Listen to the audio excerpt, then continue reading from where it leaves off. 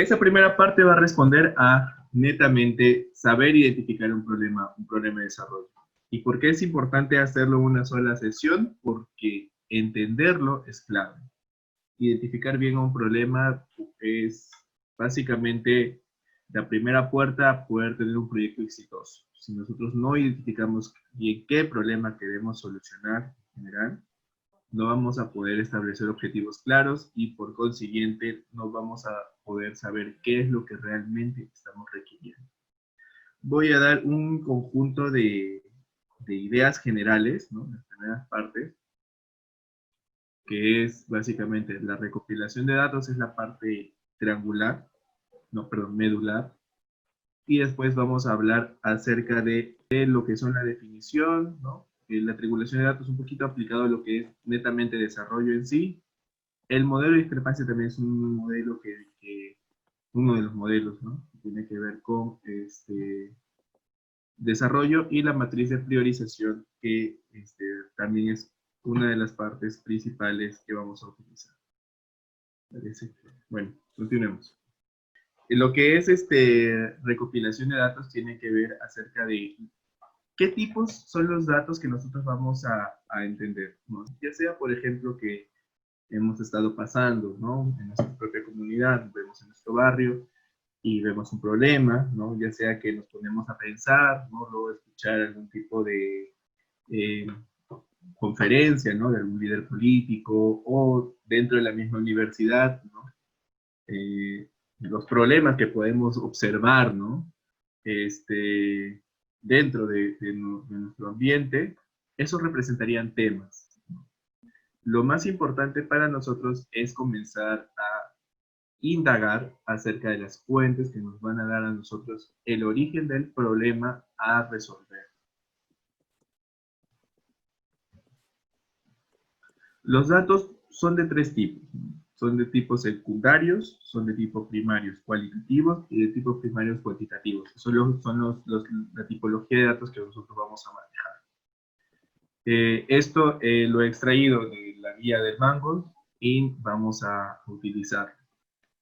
Los datos secundarios son todos aquellos que nosotros obtenemos, que también llamamos son datos de segunda mano, y podemos obtener dentro de Internet, estudios anteriores, bibliografía, etcétera, ¿no? Son todos aquellos datos que nosotros nos permiten, ¿no?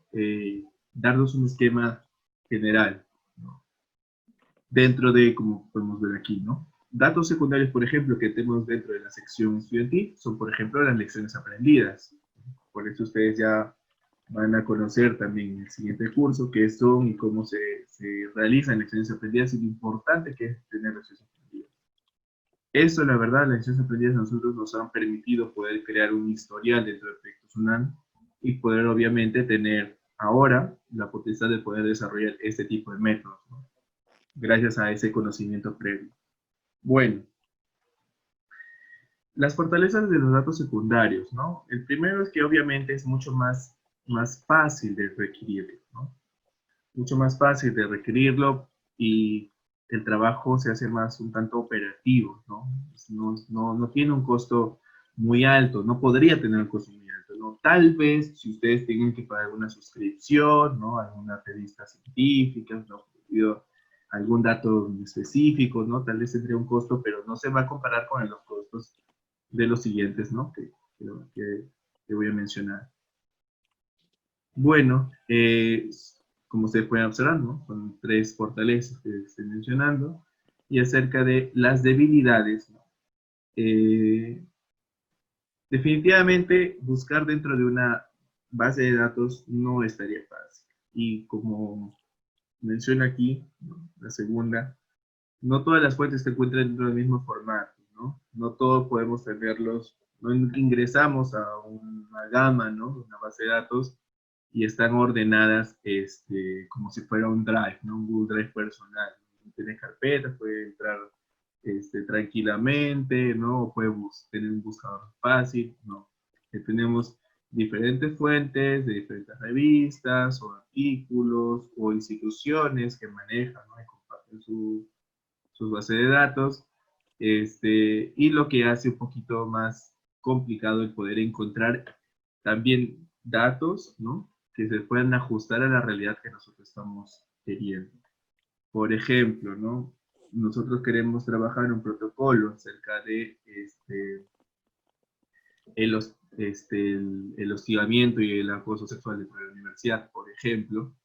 Entonces nosotros necesitaríamos datos que puedan venir de universidades. No solamente, por ejemplo, existe una data de proyectos que se hicieron en la Universidad Nacional Autónoma de México, por ejemplo, ¿no? Unas buenas prácticas.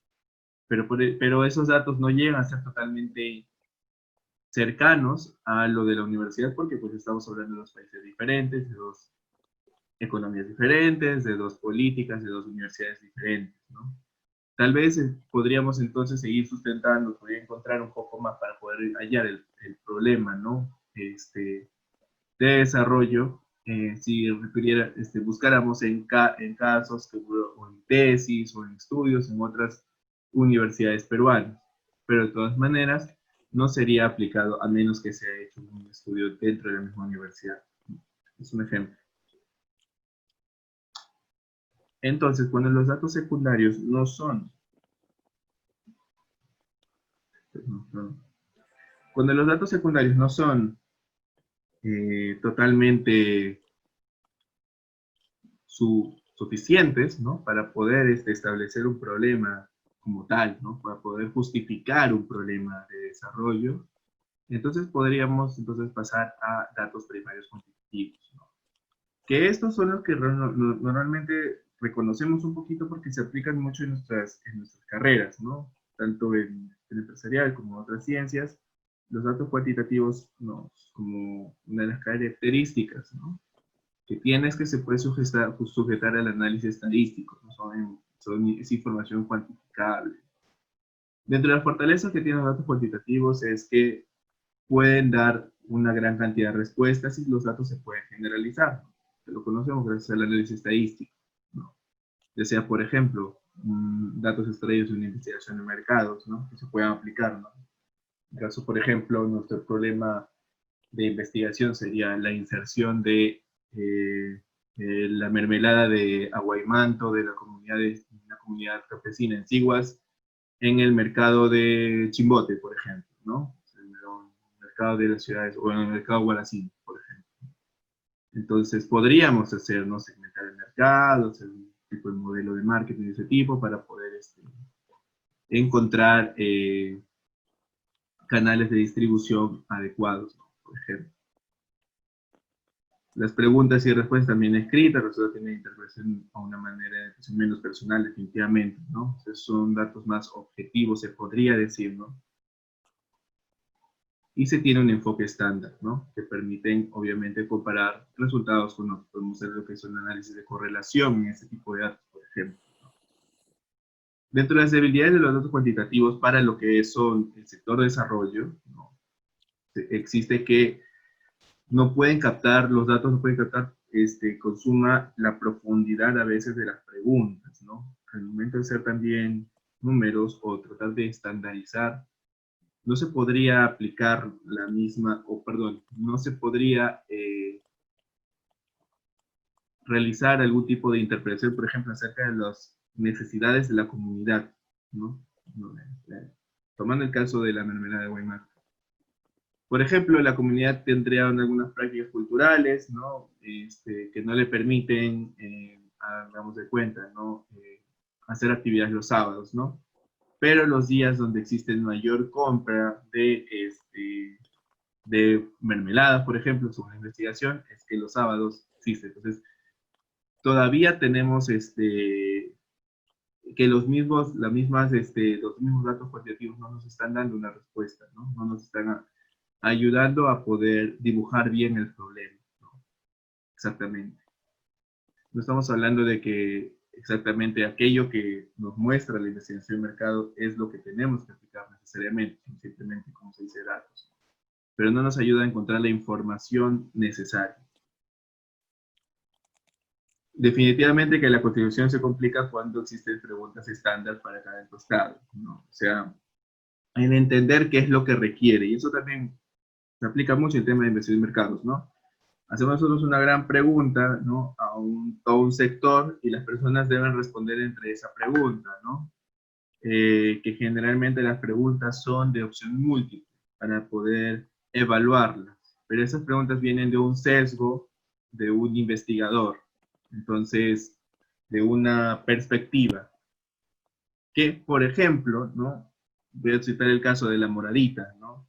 Creo que es un caso muy, muy importante, porque probablemente se hicieron, definitivamente se han hecho investigación de mercados, pero realmente se logró captar lo que el público peruano quería con respecto a la moradita de Inca Kola. Realmente, pues la respuesta se dio en el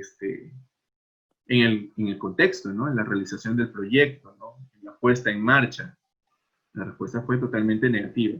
Tal vez por el hecho de que no se logró plantear exitosamente el problema, ¿sí?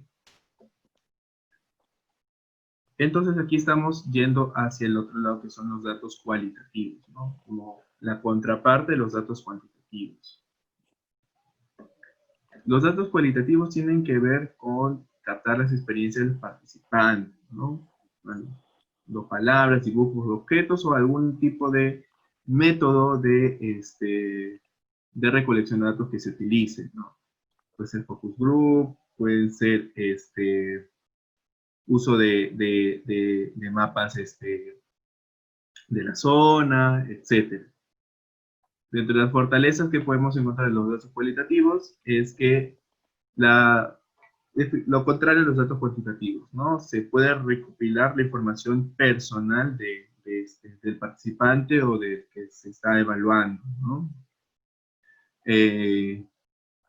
La información obviamente tiene más detalle, tiene más comentarios, se acerca mucho más a lo que se requiere. En el caso, por ejemplo, de usuarios, beneficiarios o clientes, se personaliza esa información, ¿no? O sea, la persona puede decir más cosas o tener más percepciones positivas acerca de ello.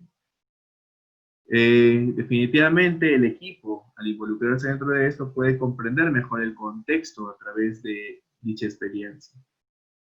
Bueno, la debilidad es que estos datos no se pueden generalizar, ¿no? Un focus group no puede significar, ok, a todos les gusta esto, ¿no? De 10 personas no podemos sacar, como se dice, una muestra representativa, pero definitivamente podemos obtener datos que sirven para esto. El tiempo para realizarlo es mucho más, podría ser mucho más incluso que los datos cuantitativos, ¿no? Podría requerir mucha más inversión, ¿no? Porque, por ejemplo, si estamos haciendo la evaluación de una comunidad, la comunidad del ejemplo, tendríamos que ir directamente a la comunidad partiendo de Lima, por ejemplo. Eso requiere viáticos, viaje y demás. Requiere que el equipo tenga la capacidad para implementar o para poder atender técnicas cualitativas de recolección de información. No es lo mismo aplicar una encuesta, ¿no? En general, ¿no? En comercio electrónico, que hacer un focus group, ¿no? Un focus group requiere ciertos patrones, con ciertas reglas, ¿no? Para poder tener un resultado realmente provechoso y que, bueno, sirva también para poder darnos datos que nos ayuden, información, ¿no? Información que nos ayude a nosotros a poder plantear el problema de desarrollo. Bueno, esta parte de recopilación de datos en realidad es un tema bastante amplio, ¿no? Va mucho más allá de los tipos de datos. Muy bien, vamos a hablar acerca de la triangulación de datos. Esta es una forma de poder validar datos, pero aplicada netamente a datos cualitativos, mayormente a validar datos cualitativos, ¿sí? O sea, cuando nosotros estemos trabajando con datos cualitativos, ¿sí? Primarios cualitativos, es importante poder realizar esto. La idea es validar la información que se da, ¿sí? La idea es validar y contrastarla hacer contrastes de entre 2 a 3 tipos de fuentes. Como podemos ver aquí en la imagen, podemos ver, ¿no? Entre lo que se lee, ¿no? Entre lo que los autores están generando y los especialistas, ¿no? Que se llama juicio de expertos, ¿no? Este se llama o lo que es la triangulación de la información. Es una idea en donde se parte, por ejemplo, una base, ¿no? Una base bibliográfica, y también se cuenta, por ejemplo, con, se podría contar con alguna experiencia de una investigación de mercado, por ejemplo, y también se cuenta con un focus group, ¿no? Por ejemplo. Entonces, por ejemplo, aquí podemos ver, o podría ser también tres fuentes distintas, ¿no? Que se está utilizando, ¿no? Por ejemplo, en el caso de gobernanza, hay fuentes en donde dicen que gobernanza es antagonista a gobernabilidad, hay otras fuentes donde dicen que son conceptos complementarios y otras fuentes donde dicen que son lo mismo. Se trata entonces de poder comparar esas tres fuentes y poder lograr si son fuentes aprobadas, lógicamente, poder lograr acerca de la veracidad o la validez de estos datos para poder aplicarlos en la justificación del problema que vamos a tratar, ¿no? O que se acerquen más a poder resolver el problema que vamos a tratar, ¿no? La idea es simplemente hacer este método, presentarlo de esta manera, cuando se empieza a justificar los proyectos, es hacer que dichos, dichos datos tengan mayor o se pueda dar mayor confianza al equipo, por ejemplo, el PMO, para poder,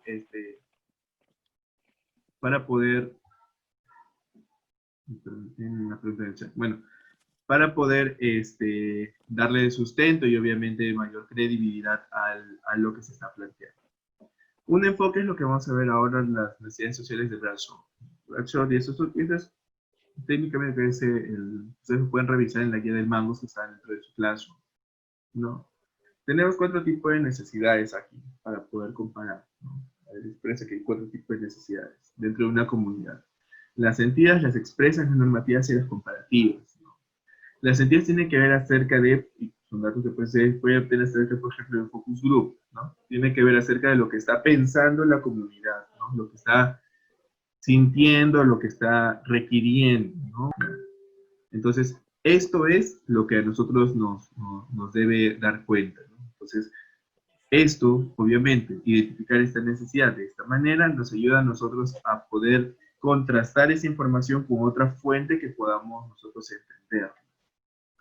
La necesidad expresa habla acerca de la perspectiva que tiene el investigador cuando él proyectiza, cuando llega a la comunidad y observa, ¿no?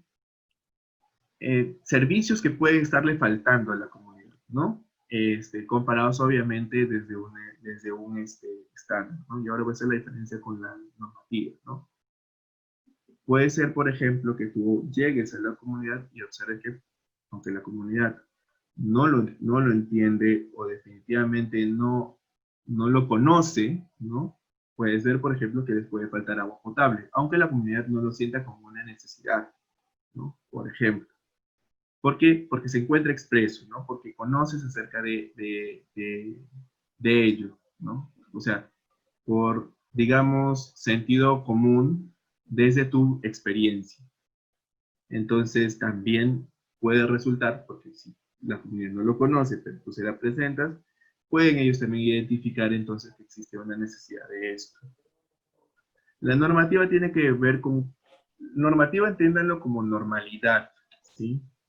Es diferente a la expresa porque aquí estamos ya viendo que la comunidad es consciente y estamos viendo también que hay también un estudio detrás, ¿no? Mientras que la primera tiene que ver con una perspectiva tuya, la segunda tiene que ver con algo que ya está dado, ¿no?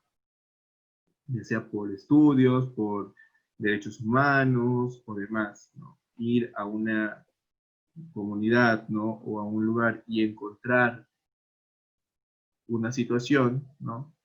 Que definitivamente no está siendo equiparada con los de la comunidad alrededores o con lo que debería tener una población para poder alcanzar un desarrollo óptimo, eso sería entendido como una necesidad de tipo normativo, ¿no? Que también sirve para poder generar contraste, ¿no? Entonces tú tienes el problema y lo contrastas con lo que un experto dice, con lo que la ONU dice, con lo que el Banco Interamericano de Desarrollo dice, etc, etc, etc. Y, perdón. Y la otra es necesidad comparativa, perdón. aquí estamos hablando con un conjunto de estándares y aquí recién estamos hablando con una comparación entre las comunidades, ¿sí? Incluso unos cablecitos ahí. La necesidad comparativa tiene que ver con, tal vez no hay una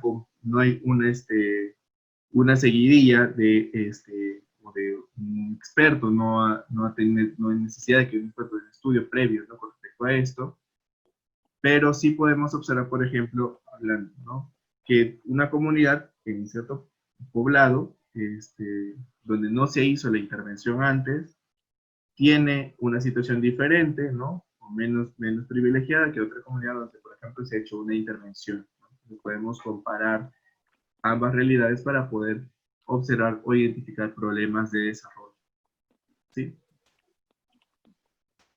Voy a darles un poquito de datos para no dejarlos picados en esto, y después ya les podría eh, dar algún alcance bibliográfico o tal vez hacer una presentación sobre estas dos partes. Pero en realidad esto de acá en el caso de definición de datos, es un proceso que abarca exactamente todo lo que es la recopilación de datos y la triangulación de datos, ¿sí? Tiene que ver con ello, ¿no? Al final es sacar aquello o aquella información que a nosotros nos va a permitir definir o sustentar el problema a continuación o identificar ciertos problemas. Y el modelo de discrepancia es un modelo que, al igual que otros, como el modelo de toma de decisiones y el modelo de marketing, que nos permite a nosotros poder comparar dos problemas, ¿no?, o dos situaciones, ¿no?, como lo que había identificado en las necesidades de Bradshaw, dos realidades, y poder generar algún tipo de discusión o debate para poder identificar a través de ello problemas. Al fin y al cabo, lo que tenemos que hacer hasta este punto es identificar posibles problemas de solución, ¿sí? Posibles problemas de desarrollo que van a entrar dentro de lo que vamos a ver ahorita, que es la matriz de priorización de problemas. Muy bien, les había hablado acerca de definición de datos y el modelo de discrepancia, pero decidí quitar estas dos partes, ¿sí?, porque quise hacerlo todo de manera más universal. Voy a darles un poquito de datos para no dejarlos picados en esto. En el caso de definición de datos, es un proceso que abarca exactamente todo lo que es la recopilación de datos y la triangulación de datos, ¿sí? Tiene que ver con ello, ¿no? Al final es sacar aquello o aquella información que a nosotros nos va a permitir definir o sustentar el problema a continuación o identificar ciertos problemas. Y el modelo de discrepancia es un modelo que, al igual que otros, como el modelo de toma de decisiones y el modelo de marketing, que nos permite a nosotros poder comparar dos problemas, ¿no?, o dos situaciones, ¿no?, como lo que había identificado en las necesidades de Bradshaw, dos realidades, y poder generar algún tipo de discusión o debate para poder identificar a través de ello problemas. Al fin y al cabo, lo que tenemos que hacer hasta este punto es identificar posibles problemas de solución, ¿sí? Posibles problemas de desarrollo que van a entrar dentro de lo que vamos a ver ahorita, que es la matriz de priorización de problemas, ¿sí? Bueno, la matriz de priorización de problemas, como decimos, es una técnica para seleccionar un tema o problema específico. Lo he seleccionado dentro de un conjunto de acciones que se pueden hacer dentro de estas, porque me parece que es la más económica, la más viable y la más fácil, la que creo que se va a aplicar por lo menos a ciertas acciones o intervenciones que tenga proyectos con respecto a ya sea extensión o demás, ¿sí? Este es el formato, ¿no? La idea es que antes de todo lo que hemos hecho en toda esta primera parte, ustedes identifiquen ciertos problemas, ¿no? 1, 2, 3, 4 y tal, ¿no? Ustedes ya hayan contactado a la comunidad o al grupo beneficiario o hayan recopilado los datos que sean necesarios e identifiquen problemas, ¿no? Problemas, no vamos a tener alternativas de soluciones, vamos a tener problemas, ¿sí? ¿Para qué? Porque el proyecto soluciona un problema. Entonces hay que ver cuál es el problema que vamos a desarrollar para poder justificar el proyecto, ¿sí? Solamente es uno. Entonces vamos a hacerlo con este método, ¿no? Primero es definir los problemas principales, ¿no? Que hemos identificado ya, ¿no? Y que tienen un cierto sustento. Luego vamos a llenar la matriz, la primera lista con los problemas, ¿no? Luego de ello vamos a eliminar algunos, ¿no? Ya sea, la idea es trabajar hasta con 4 o 5 problemas, ¿no? Más no. Más no porque en realidad no sirve de mucho, ¿no? Porque al fin y al cabo vamos a tener que utilizar uno, ¿no? Primero, si el problema es demasiado grande y complejo, mejor lo dejamos allí, ¿no? Hay que ver también la pertenencia de la organización. Nosotros somos una organización pujante, ¿no? Pero tampoco es que podemos solucionar problemas del mundo, ya dijimos, ¿no? Cuando simplemente podemos ver que los cambios no son factibles de poder realizar, ¿no?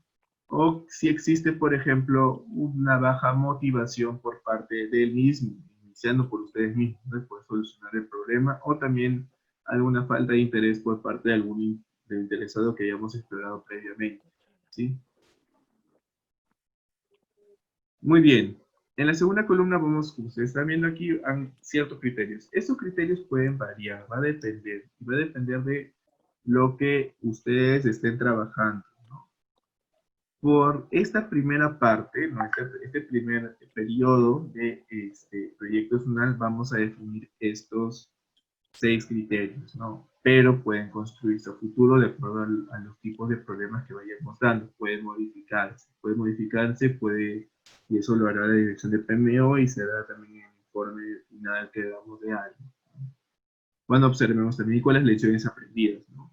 Entonces, la primera parte es, la frecuencia tiene que ver si hay una recurrencia o si el problema es temporal, ¿no? Si el problema es continuo durante la comunidad o continuo que podemos observar o si tiene algún tipo de problema. El segundo criterio significa que sí es importante solucionarlo desde el punto de vista de los usuarios, ¿no? Para esto nosotros, por ejemplo, ya hemos hecho una compilación de datos y podemos ya ahorita simplemente leerlo, tenerlo en consideración como información para poder resolver este criterio, ¿no? La otra tiene que ver con factibilidad, ¿no? ¿Qué tan factible es realizar, ¿no? O sea, si ya hemos identificado que puede realizarse todos los problemas, ¿no? Ya hemos detectado que no puede realizarse, ahora vamos a observar qué tan, o sea, a nuestro criterio, qué tanto podemos nosotros atacar. La siguiente tiene que ver con profundidad, cuánto es el problema o cuánto afecta a cuánta población o cuánta gente está afectando este problema en realidad.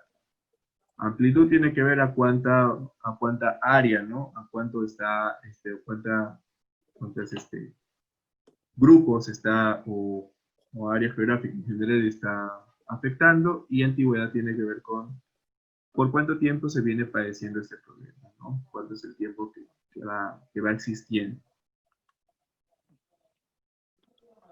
Lo tercero, entre el equipo de investigación, en este caso, por ejemplo, sí se podría hacer con un equipo de trabajo que podría haberse definido previamente, o también, y eso también va a depender, también puede hacer dentro de la dirección de PMO. Eso también está por definirse, cómo es que se va a realizar este tipo de votación, ¿no? Si vamos a definir un equipo de trabajo previo, si vamos a asignar